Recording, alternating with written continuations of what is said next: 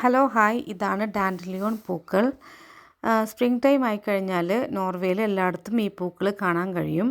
ഈ പൂക്കൾ ഉണ്ടായിക്കഴിഞ്ഞാൽ പിന്നെ ഉണ്ടാകുന്നതാണ് ഈ ഒരു സീഡ് ഹെഡ്.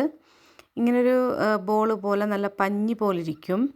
അപ്പോൾ നമ്മുടെ നാട്ടിലെ അപ്പൂപ്പൻ താടിയൊക്കെ പോലെ ഇത് ഇങ്ങനെ കാറ്റത്ത് പറന്ന് നടക്കും.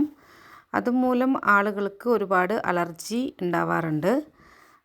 തുമ്മൽ, ജലദോഷം, കണ്ണിൽ നിന്ന് വെള്ളം വരിക, അങ്ങനെ.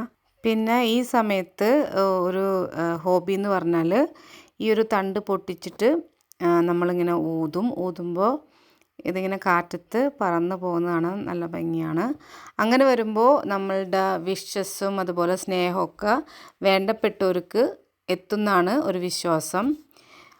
പിന്നെ ഒറ്റ ശ്വാസത്തിൽ ഈ സീഡ് ഹെഡ്സിൻ്റെ എല്ലാ പഞ്ഞികളും നമുക്ക് ഊതിക്കളയാൻ പറ്റുന്നുണ്ടെങ്കിൽ അതിൻ്റെ അർത്ഥം നമ്മൾ സ്നേഹിക്കുന്ന ആൾ നമ്മളെ തിരിച്ചും സ്നേഹിക്കുന്നുണ്ടെന്നും കൂടി ഒരു വിശ്വാസമുണ്ട്. Thank you.